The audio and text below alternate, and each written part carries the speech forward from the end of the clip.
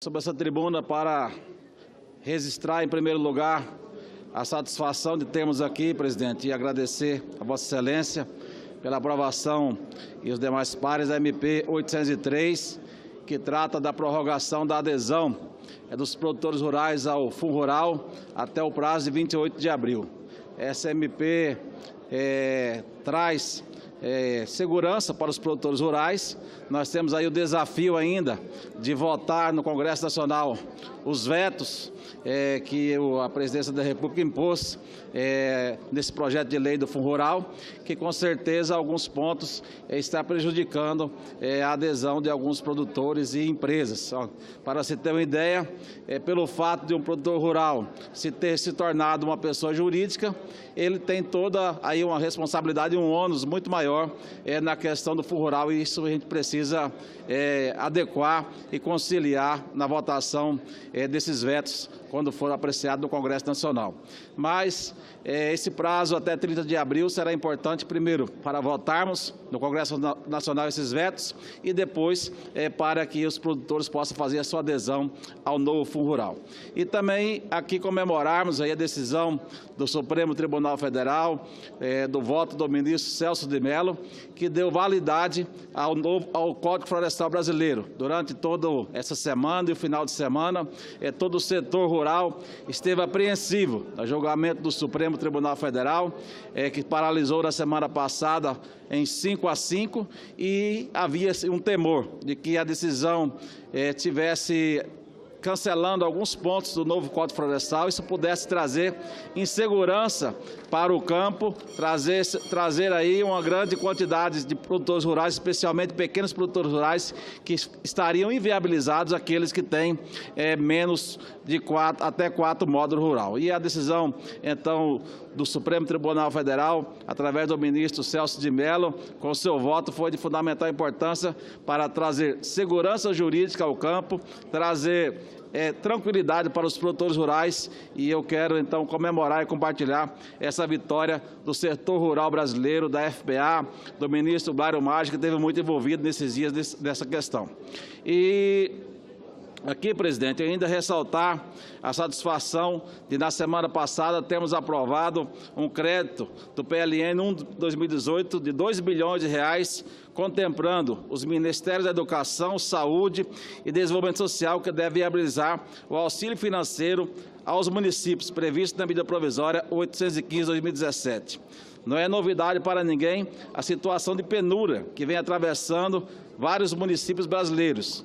Segundo o próprio Ministério da Fazenda, as transferências da União, bem como das receitas próprias dos entes federados, vêm se realizando abaixo das expectativas e das projeções das administrações municipais desde 2015.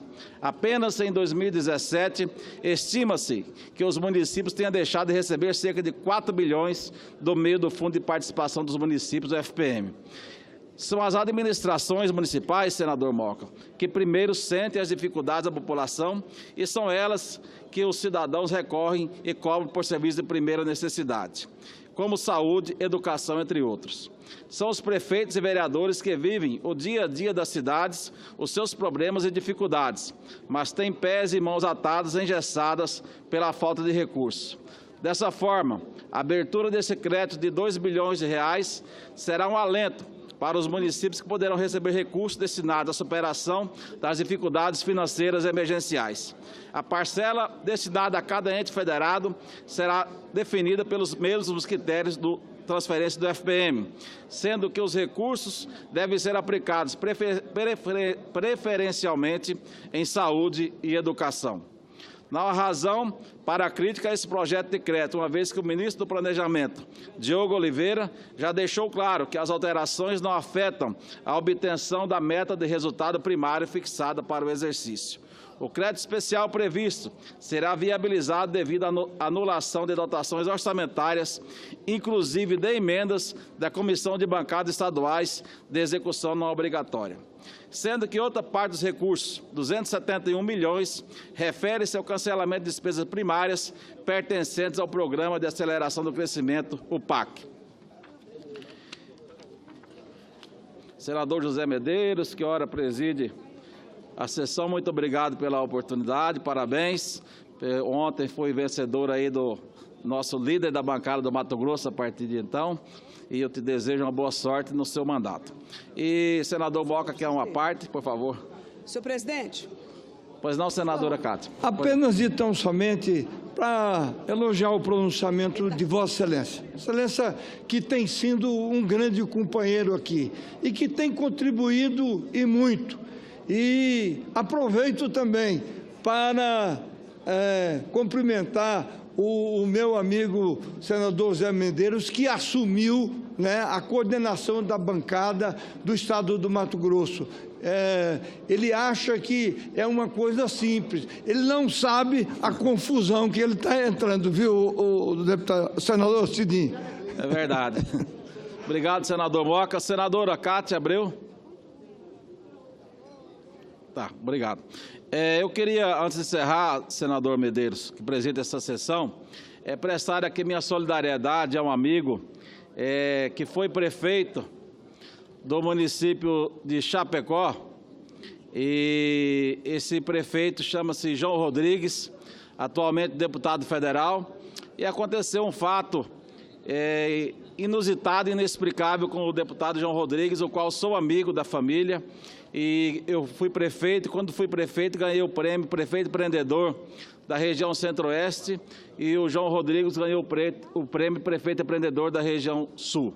E então nós tivemos a oportunidade de viajar ao Brasil, fazendo algumas palestras pelo SEBRAE, viajar também para outros países, e é ali que eu conheci o grande trabalho que o João Rodrigues prestou na cidade de Chapecó.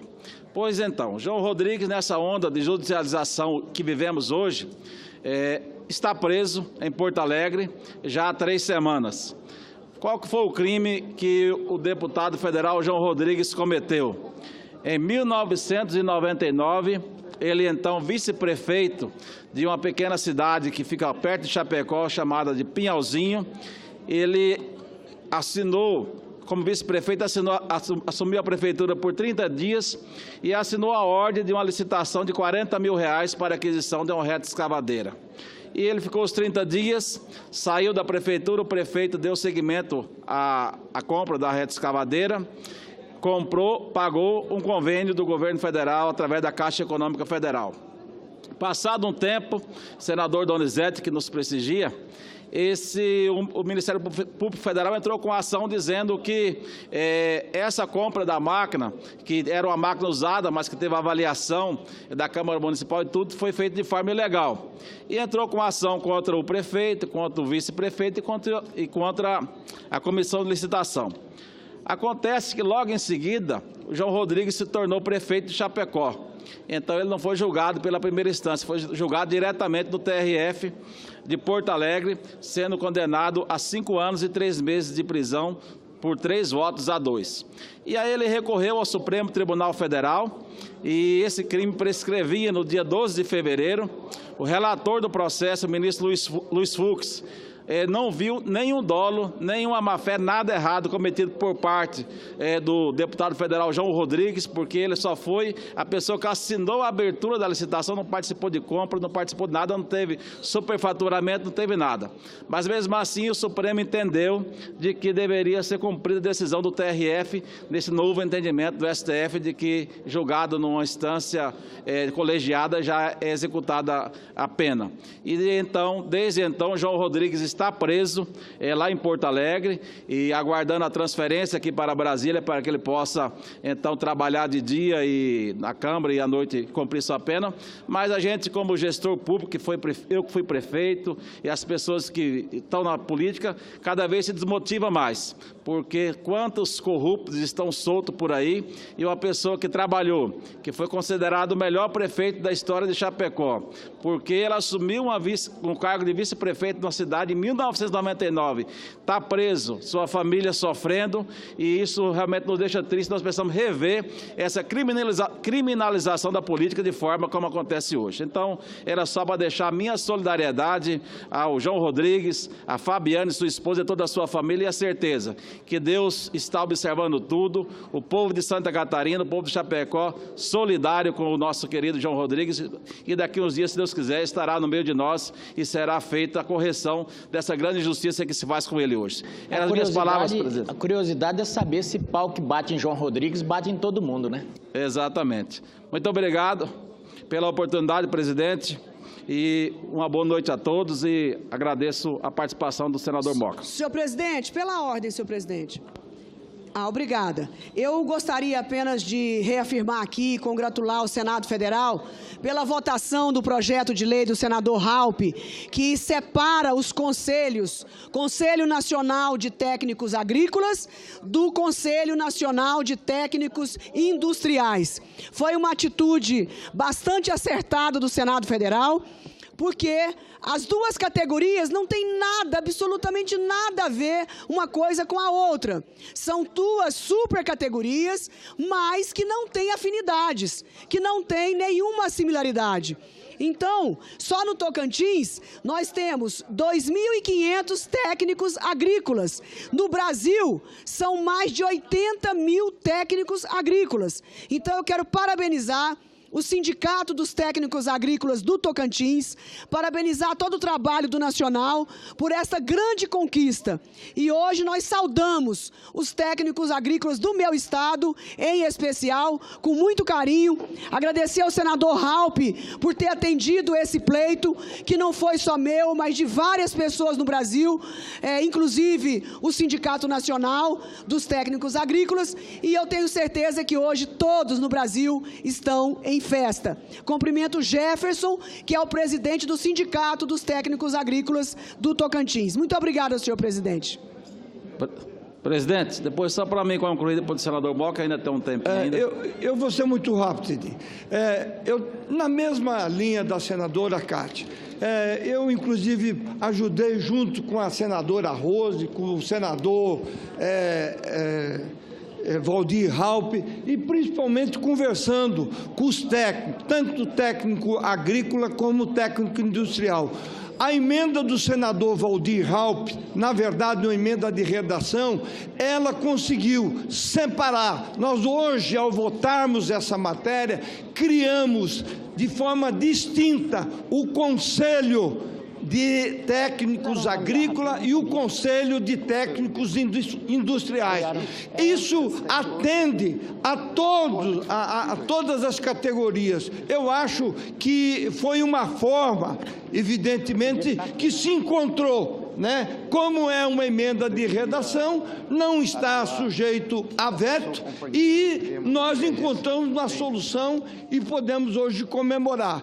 E, para finalizar, dizer que votamos hoje também a dilatação do prazo de adesão do Fundo Rural, que vencia hoje, dia 28 de fevereiro, para o dia 30 de abril. Mais uma conquista aqui da Câmara e do Senado, para que os produtores rurais tenham tempo de fazer a adesão, aqueles, evidentemente, que acharem que a adesão é a forma mais correta de resolver os seus problemas. Muito obrigado, senhor presidente.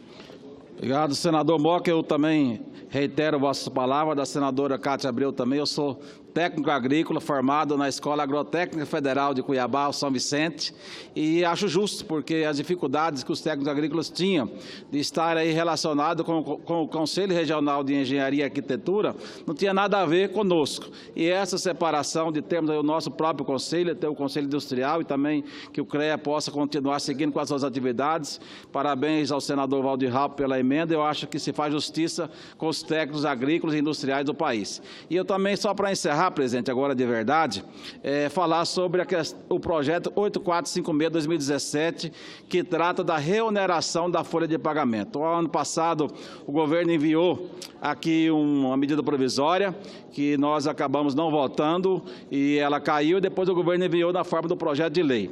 Eu entendo a necessidade que o governo tem de buscar recursos, de melhorar seu caixa, mas também entendo que no momento de dificuldade que nós estamos, principalmente um dos setores que mais emprega nesse país, que é o setor de frigorífico, de aves, de bovinos e de suínos, e que não tem condições, de, nesse momento, arcar com mais essa despesa da reoneração da folha de pagamento. Digo isso dessas dificuldades que vive o setor da indústria brasileira de carnes em função de alguns mercados que fecharam as portas para o nosso país, em função da carne fraca, em função de algumas ações que acontecem hoje e que está inviabilizando muitas dessas indústrias. Então, hoje, as agroindústrias, os frigoríficos de aves, suínos e bovinos não têm condições de arcar com a reoneração da folha de pagamento por mais um custo que eles não terão como repassar esse custo nos seus produtos. Nós temos uma dificuldade de mercado de alguns países que estão com as suas portas fechadas para o Brasil, como a Rússia no momento, a Arábia Saudita criando dificuldade e vários outros países que nós temos aí dificuldades no momento de exportação. Então, a reoneração da folha de pagamento nesse momento, eu acredito que trará mais dificuldades para esse setor e para outro setor da economia do país. Então, eu pediria aqui aos nossos parlamentares, senadores, deputados federais, que analisássemos com cautela essa questão da reoneração da folha de pagamento, porque nesse momento a agroindústria do Brasil e alguns outros setores não têm condições de arcar com mais esse custo. Era só isso, senhor presidente. Muito obrigado.